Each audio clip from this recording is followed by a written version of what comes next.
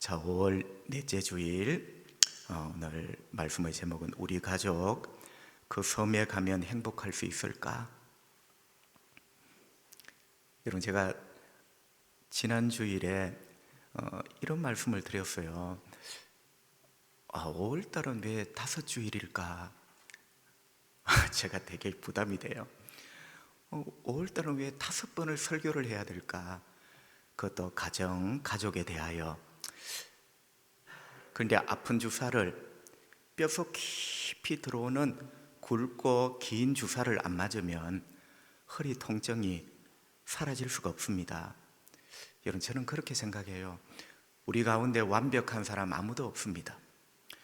여러분, 완벽하지 않고 불편하다고 들어야 될 말을 나는 안 들을래요. 이러면 평생 하나님 앞에 진보가 없을 것 같아요. 제가 여러분에게 간혹 드리는 말씀이 있습니다. 은혜는 너무너무 기뻐요. 그런데 때로 은혜는 너무너무 불편합니다. 그래서 옛날 믿음의 사람은 하나님, 오늘도 말씀의 은혜로 저를 불편하게 해주십시오. 거꾸로 제가 불편해도 괜찮으니 오늘 저에게 주실 말씀을 주십시오. 그런 기도를 했습니다. 오늘도 말씀을 전하는 저도 너무나 부족하고 여러분도 연약함들이 있습니다. 우리 모두가. 그렇지만 하나님이 주시는 가족에 대한 말씀에 우리가 귀를 기울여 보자. 우리 가족 그 섬에 가면 행복할 수 있을까? 어떤 사람이 비행기를 타고 태평양을 지나고 있습니다. 미국 가는 거죠. 그런데 여러분, 한 8시간이 걸리는 이 태평양을 건너는데 너무너무 무료하잖아요. 그래서 기내 앞자리에 꽂혀져 있는 항공사가 발행한 잡지를 뒤적입니다. 여러분, 기내 잡지를 펼치는데 마침 태평양 상공을 날고 있는데 그 남태평양의 산호섬, 얼마나 아름다운 섬 사진들이 찍혀 있으면서 여기로 여행 오세요, 이렇게 홍보하는 그런 사진들을 보게 되었습니다. 얼마나 아름다운지, 얼마나 황홀한 그런 모습인지. 특별히 여러분, 렌즈가 굉장히 좋은 사진기로 찍어 놓았으니 얼마나 황홀한 사진이겠습니까? 사진을 보면서 이 사람이 상상을 합니다. 이런 섬에 가서 살면 행복하겠다. 이 섬에 가서 살면 참 천국 같겠다. 이런 생각이 본능적으로 퍼뜩 들었습니다. 그런데 잠시 후 다시 생각을 바꾸어 보았습니다. 이런 생각이 들더라는 거예요. 그 섬에 간다고 우리 가족이 행복할 수 있을까? 자, 처음에는 천국 같은 섬이야, 이 섬에 가서 살면 참 천국이겠다 하는데 우리 가족의 현실이 떠오른 거예요. 현실.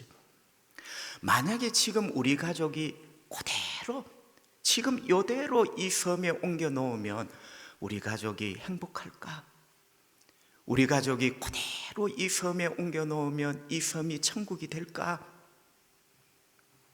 성도 여러분, 지금 우리 가족이 마음이 서로 상해 있고 상처와 불편한 감정이 칡능굴처럼 얽혀 있는데 이런 우리 가족이 지금 이대로 그 섬에 간다고 행복할 수 있겠습니까?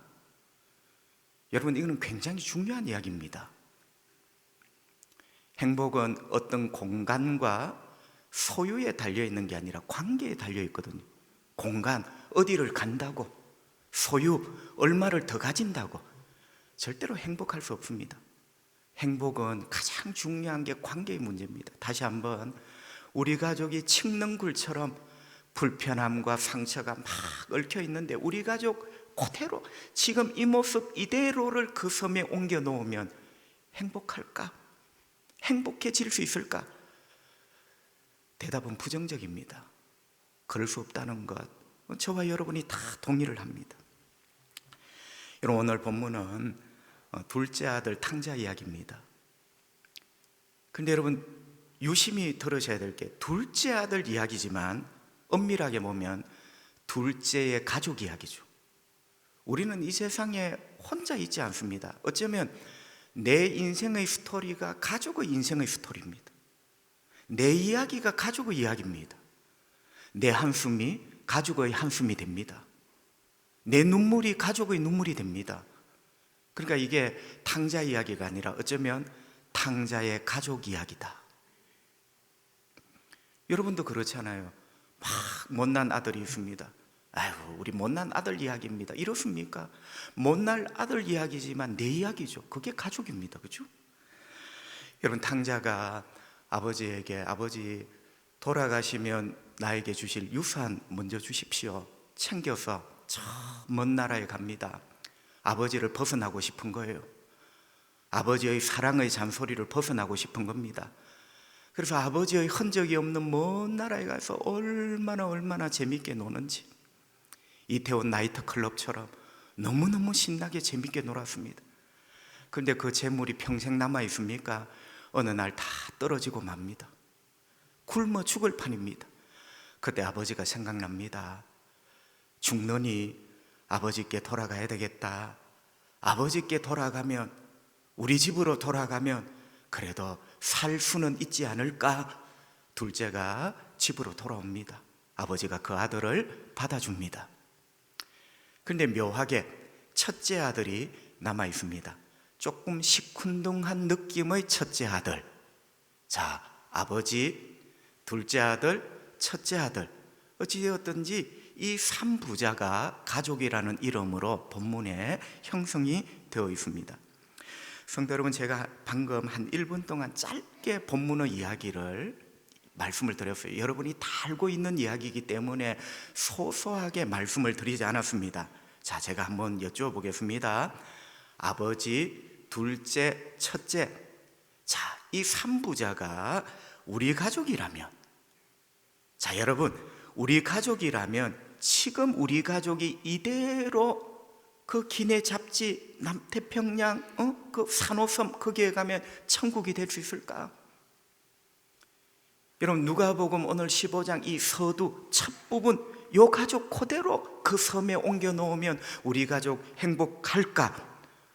답은 행복할 수 없습니다. 아버지는 꽤 부자인 것 같습니다. 본문에 형은 꽤 유능한 것 같습니다. 그런데 아픈 새끼 손가락처럼 날마다 기뻐할 수 없는 이 둘째가 있고 동생이 있어요.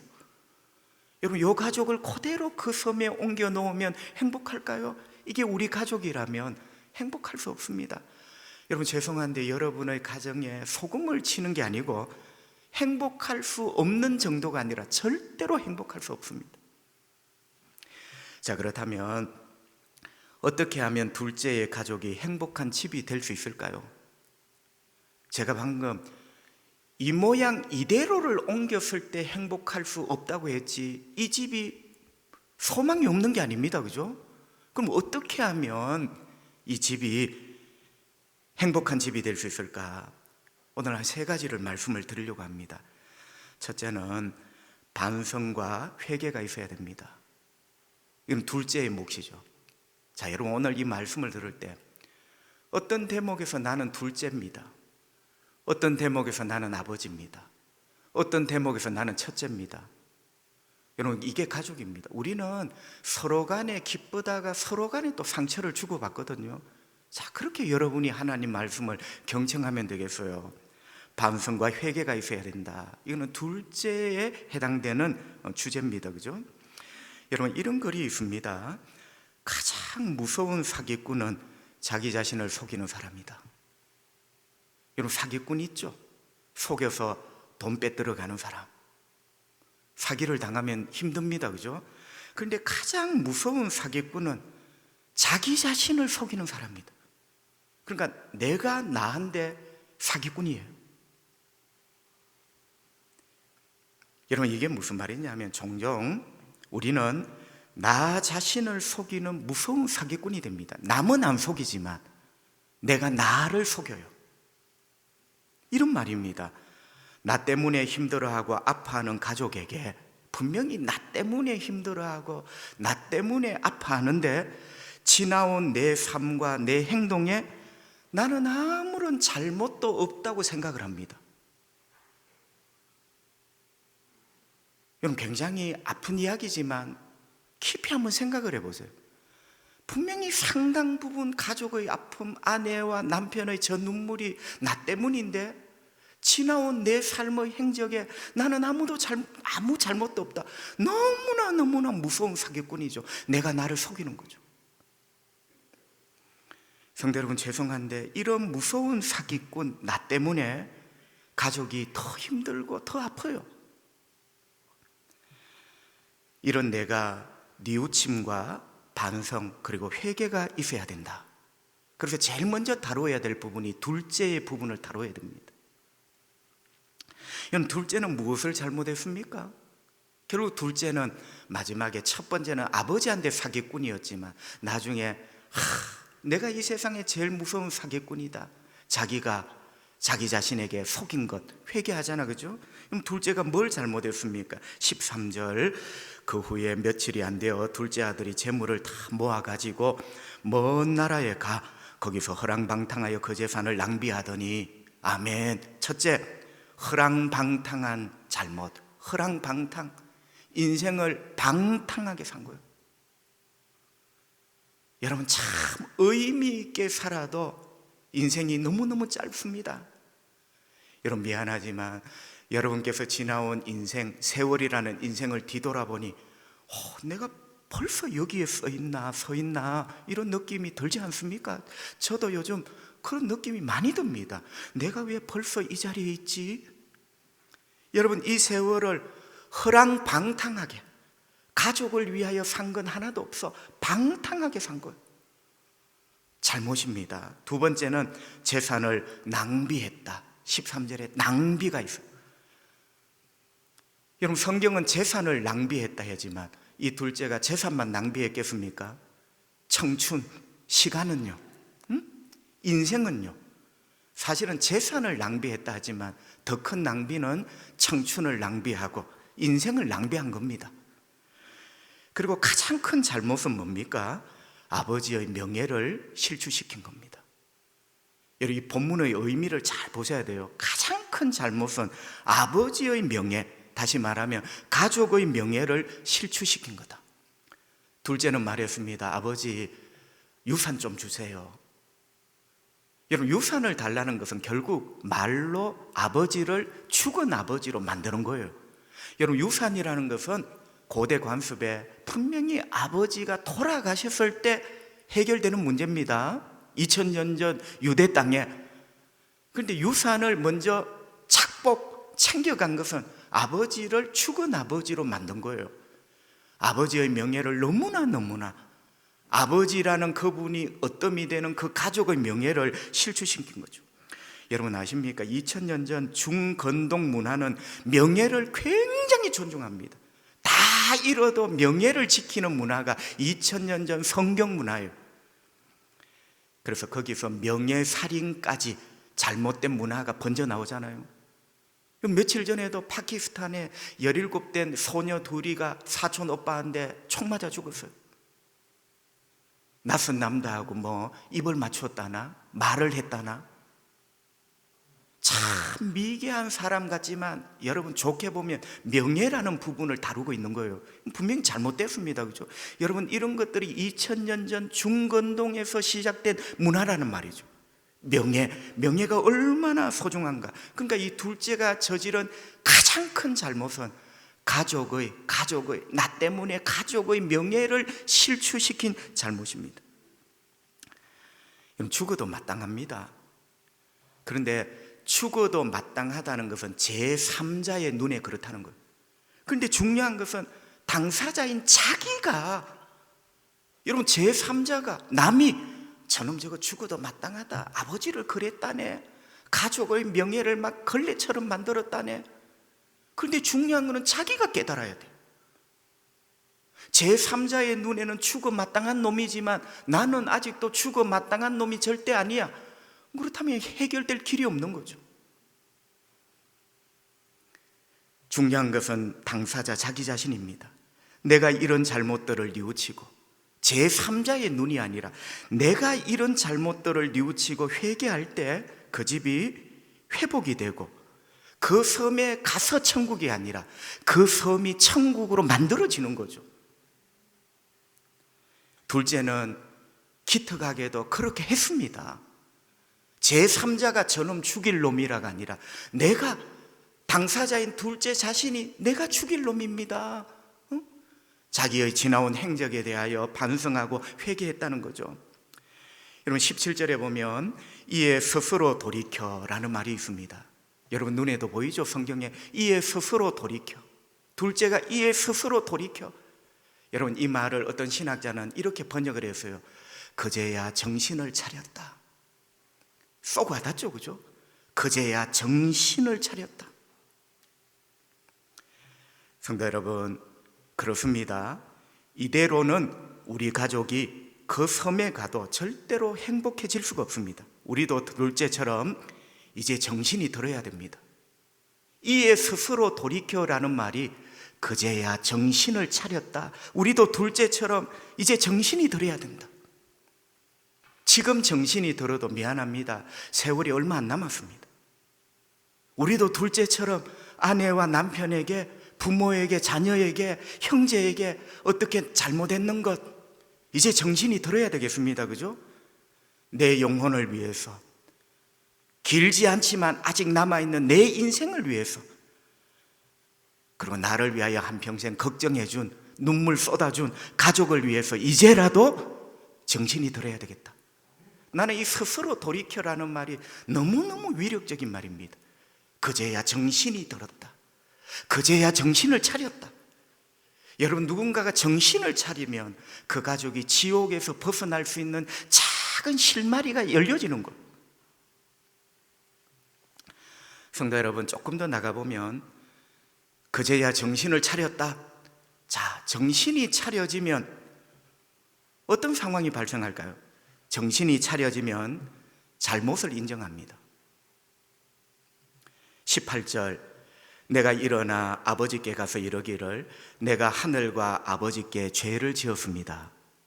여러분 요 앞에 17절 정신이 들었다는 말이 나와요. 자, 정신이 들으니까 제일 먼저 하는 게 뭐죠? 잘못을 인정합니다. 내가 아버지께 죄를 지었습니다.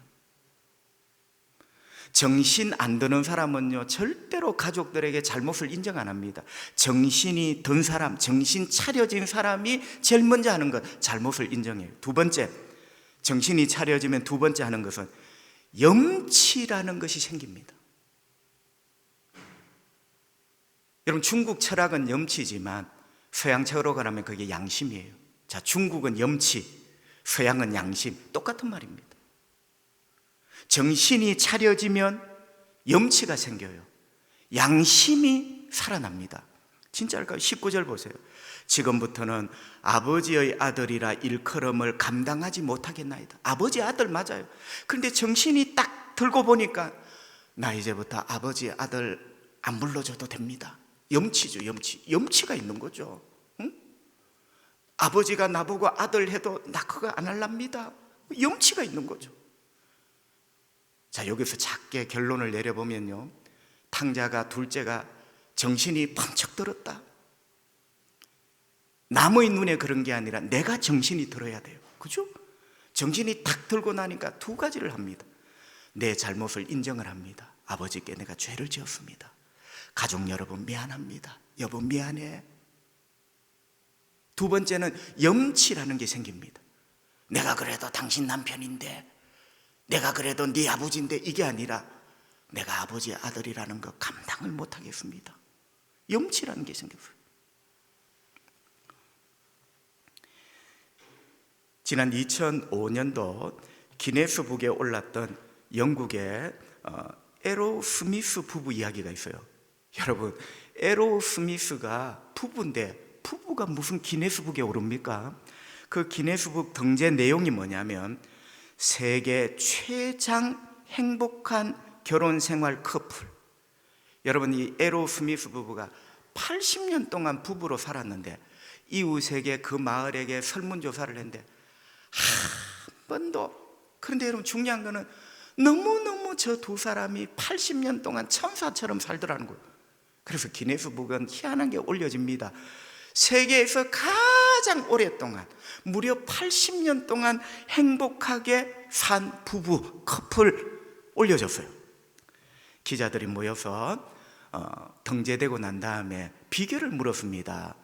사랑하는 두 분, 세계 최장 행복 커플로 기네스북에 올려졌는데 비결이 뭡니까? 라고 물었어요. 스미스 부인이 이렇게 말을 했습니다. 여러분, 우리 부부가 참 잘하는 말이 하나 있는데, 요게 비결이 참 잘하는 말이 하나 있는데, 여보 미안해, 괜찮아 여보, 이 말이랍니다. 여러분, 세계에서 가장 오래 행복하게 산 커플이 어마어마한 호텔이 있고 빌라가 있고 별장이 있고 이런 게 아니고, 우리 부부가 지금까지 참 잘하는 말이 있는데, 여보 미안하다, 괜찮아 여보. 제가 여러분에게 드리고 싶은 말씀은, 미안하다는 이 말, 이 둘째가 잘못했습니다 했죠, 그죠? 미안하다는 이 말, 괜찮아요 여보, 이 말이 행복을 만들었고 행복을 80년 동안 유지시켰다는 거예요. 여러분, 저는 생각합니다. 성도가 적어도 미안하다는 말을 가족에게 할 수 있어야 된다. 어쩌면 둘째는 우리가 본받아야 될 모습입니다. 자, 두 번째, 이 가족이 그대로 그 섬에 간다고 행복해질 수 없다. 간다고 행복해지는 게 아니라 그 자리를 행복한 섬으로 만들어야 된다. 두 번째는 용서와 용납이 있어야 됩니다. 이는 이제 아버지의 몫이에요. 어쩌면 또 우리 가운데 많은 분들은 이것이 또 내 몫일 수도 있습니다. 용서와 용납이 있어야 된다. 둘째 때문에 아버지가 입은 충격과 상처는 말로 다 할 수 없습니다. 그죠? 가족, 그 사람 때문에 내가 입은 상처, 충격 말할 수 없어요. 그런데 둘째가 뉘우치고 반성하며 돌아왔습니다. 여러분, 이 가족이 행복해질 수 있을까요? 자, 둘째가 마침 큰 아픔과 충격을 주었는데 반성을 하고 뉘우치고 돌아왔어요. 행복해질 수 있을까? 여러분, 그렇다고 행복해지는 게 아니라 이제 행복은 아버지께 달려 있습니다. 반성만 한다고 행복해지는 게 아니라 용서와 용납이 있을 때 이 반성이 아름다워지는 거예요. 이제 아버지께 달려 있는 거죠. 여러분, 아버지가 둘째에게 꺼낼 수 있는 카드는 무엇일까요? 우리 이런 표현을 씁니다, 그죠? 꺼낼 수 있는 카드. 저 기업이 지금 어려운데 꺼낼 카드가 뭘까? 야구팀 A라는 팀이 지금 아슬아슬한데 꺼낼 수 있는 카드가 뭘까? 감독의 작전 카드가 뭘까? 이런 말을 합니다. 여러분, 이때 아버지가 꺼낼 수 있는 카드가 뭡니까? 첫 번째, 당연한 것, 그는 죽음의 카드입니다. 제가 아까 말씀드렸죠, 명예살인. 여러분, 이 명예살인이 분명히 잘못된 문화지만 2000년 전 성경시대의 명예를 너무너무 소중하게 생각하다 보니까 어쩌면 이 둘째는 아버지가 꺼낼 카드가, 당연한 카드가 죽음의 카드입니다. 아버지의 명예, 가족의 명예를 실추시켰어요. 이거는 어떤 사람도 토를 달 수 없는 죽음의 카드예요. 그런데 아버지는 죽음의 카드를 꺼내지 않았어요. 그죠? 여러분, 그렇다면 아버지는 어떤 카드를 꺼낼까요? 아무도 생각하지 못했던 카드를 꺼냅니다. 여러분, 100이면 100사람, 이 누가복음 15장 그 시대에 100이면 100사람, 아버지의 가슴에서 꺼내는 카드는 죽임의 카드예요. 죽여라. 그런데 아무도 예측하지 못했던 카드를, 그것을 히든 카드라 하죠. 아버지가 다 꺼내는데 사랑이라는 카드를 꺼냈어요. 여러분, 2000년이 지난 지금 우리가 이 성경을 읽으니까 별로 안 놀라죠? 2000년 전으로 돌아갔으면요, 아버지가 꺼낸 히든 카드가 사랑의 카드예요. 그 사랑의 카드가 뭐냐? 용서와 용납입니다. 용서는 잘못에 대한 부분이고 용납은 사람에 대한 부분이에요. 용서는 잘못을 해결하는 거고 용납은 잘못된 사람을 해결하는 겁니다. 여러분, 이 이야기를 듣는 2000년 전 예수님 주변의 사람들은 전부 다 뒤집어졌을 거예요. 왜? 문화적으로, 사회적으로 생각할 수 없는 카드를 아버지가 꺼낸 거죠.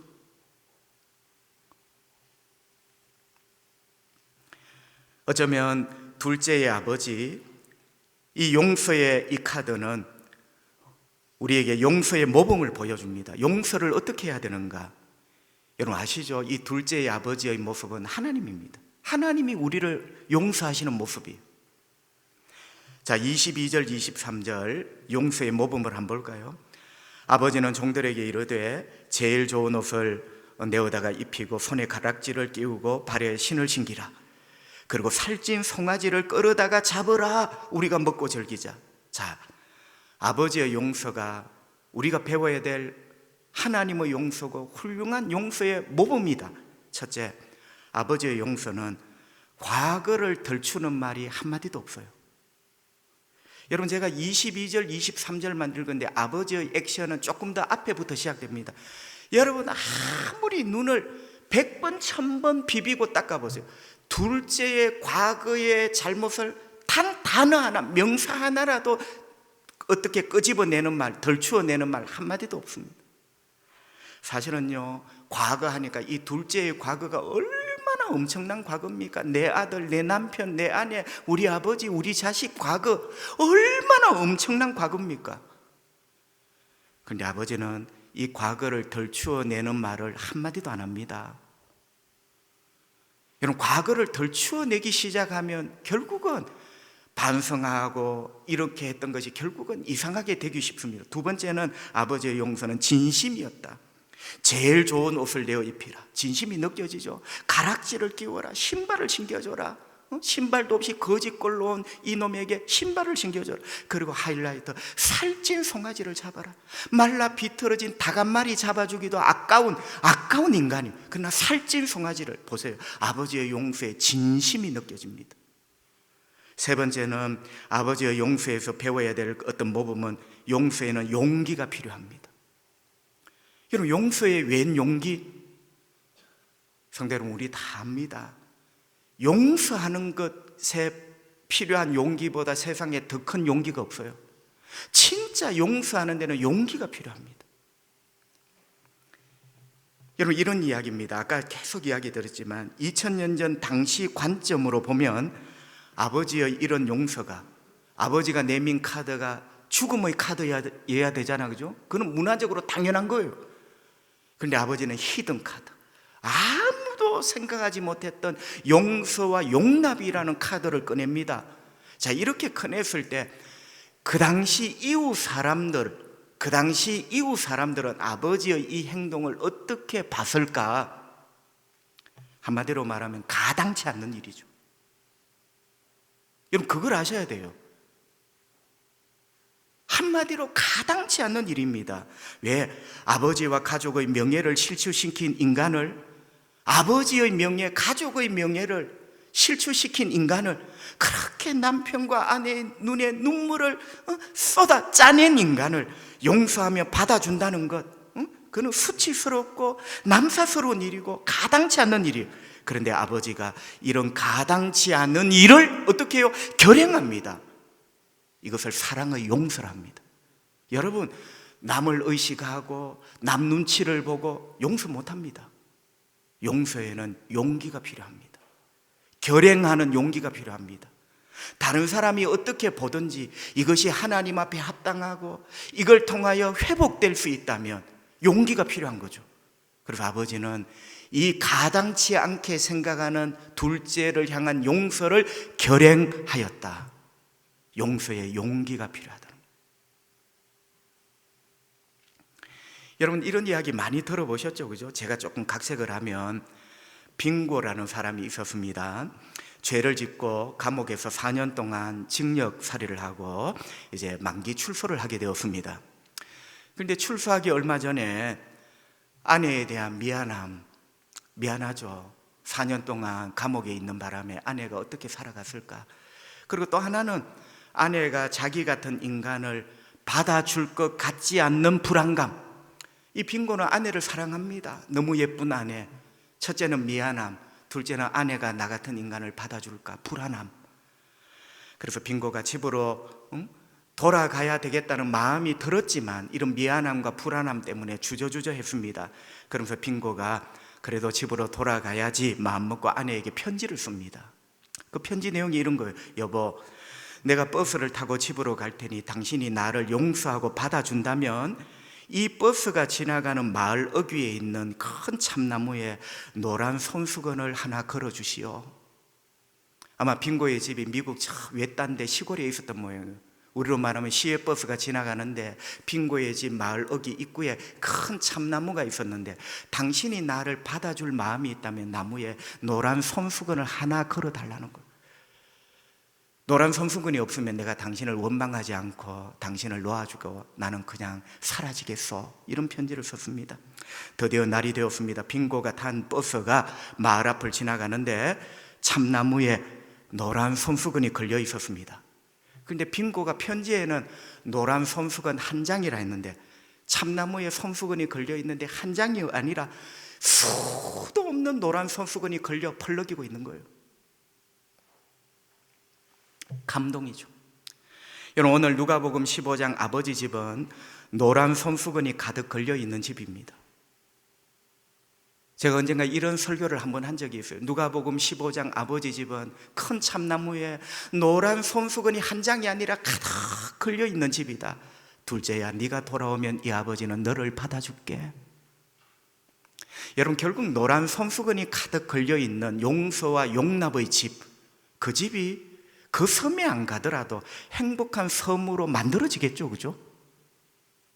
성도 여러분, 용서와 용납에는 용기가 필요합니다. 아버지처럼 노란 손수건을 기꺼이 매다는 용기가 필요하죠. 자, 마지막 세 번째, 목사님 여기서 끝이 아닙니까? 아니죠. 가족이 하나 남아 있습니다. 형입니다. 형. 지금부터는 첫째라고 이야기를 할게요. 첫째 아들, 형이 남아 있죠. 여러분, 첫째는 이 가족의 행복을 위하여 뭘 해야 됩니까? 여러분, 이걸 아셔야 돼요. 형이 없다면, 이 첫째가 없다면 아버지와 둘째로 끝이 납니다. 그런데 가족이라는 게 묘한 게 아버지와 둘째가 어느 정도 구분능선을 넘었지만 첫째라는 가족이 또 있는 거예요. 그래서 가족이 생각보다는 참 복잡하고 힘이 듭니다. 여러분, 이 첫째는 가족의 행복을 위하여 뭘 해야 됩니까? 둘째는 둘째대로 뉘우치고 반성을 했어요. 그제서야 정신이 들었다. 염치도 생기고. 아버지는 아버지대로 용서와 용납을 했습니다. 그런데 슈베르트의 미완성 교향곡처럼 아직 이 집은 미완성입니다. 제가 말씀드려요. 아직 이 집은 미완성 교향곡처럼 아직 미완성이에요. 왜? 첫째가 남아있어요. 여러분, 첫째에게는 굉장히 중요한 역할이 있습니다. 가족의 회복과 행복을 미완성으로 남겨둘 것인가 아니면 완성시킬 것인가의 역할을 첫째가 해야 되는 거예요. 목사님, 왜 굳이 내가 해야 되는데요? 가족이니까. 답이 의외로 이상합니다. 내가 왜 굳이 저놈에게 내가 나서서 이 미완성 교향곡을 완성시켜야 되는? 가족이니까. 여러분, 가족은 서로에게 옷의 실처럼 연결되어 있습니다. 여러분, 옷의 실을 한번 당겨보세요. 저 위에 실도 풀려집니다. 솔직히 이 첫째의 역할은 쉬울 것 같기도 하고 어렵기도 합니다. 자, 쉬울 것 같다. 둘째와 아버지가 이미 정리를 했어요. 가장 큰 당사자인 둘째와 아버지, 가장 큰 당사자인 아내와 남편, 가장 큰 당사자인 부모와 자식 정리가 되었어요. 구분능선을 넘었습니다. 두 번째, 어려울 것 같다. 구분능선을 넘었는데 어려울 것 같다. 왜? 첫째가 해내야 될 게 두 가지가 있습니다. 첫째는요, 너무나 잘못된 인간 같지 않는 동생을 받아들여야 됩니다. 받아들여야 돼요. 인간 같지 않는 동생을 받아들여야 돼요. 그리고 더 어려운 것은 너무나 잘못한 인간 같지 않는 동생을 기꺼이 받아들인 아버지를 받아들여야 됩니다. 그래서 사실은 여러분, 첫째가 제일 편한 사람 같지만 성경적으로 보면 제일 어렵습니다. 인간 같지 않는 동생도 받아들여야 되고 인간 같지 않는 이놈을 받아들여준 아버지도 첫째는 받아들여야 돼요. 그래야 이 교향곡이 미완성이 아니라 완성이 됩니다. 그래서 첫째는 참 힘들고 어려울 수 있겠다. 어쩌면 저와 여러분의 입장이 상당수 많은 입장이 첫째의 입장입니다. 왜 아버지는 어머니는 저런 인간을 받아줄까? 저런 인간을 받아준 엄마 아버지를 내가 받아들이기가 굉장히 힘이 든 거죠. 왜? 내가 저런 인간에게 입은 상처가 너무 많아.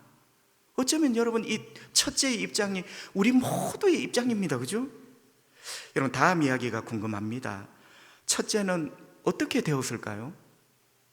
아니, 첫째는 어떻게 행동했을까요? 이렇게 행동해야 슈베르트의 미완성 교향곡이 완성 교향곡으로 이집이 되는데 과연 첫째는 어떻게 행동했을까? 25절 맏아들은 첫째는 밭에 있다가 돌아와 집에 가까이 왔을 때에 풍악과 춤추는 소리를 듣고, 여러분 첫째는 풍악과 춤추는 소리를 들었습니다. 말이 풍악과 춤추는 소리지 어쩌면 가족의 회복과 행복의 소리였습니다. 그렇죠? 이게 풍악 소리가 아니라 이 얼마 만에, 여러분 이 얼마 만에, 얼마나 그동안 기도하고 이 얼마 만에 우리 집에서 울려 퍼지는 기쁨의 소리입니까? 첫째가 들었어요. 그런데 첫째가 반응을 합니다. 26절에 보면 노하여 성내었다.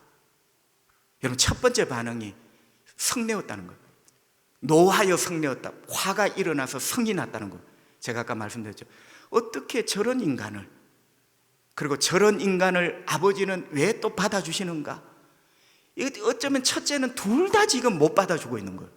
그러면서 반응이 노하여 성내었다. 그런데 그 다음 장면에 보면 아버지를 향해 첫째가 몇 마디 뿔퉁한 말을 던집니다.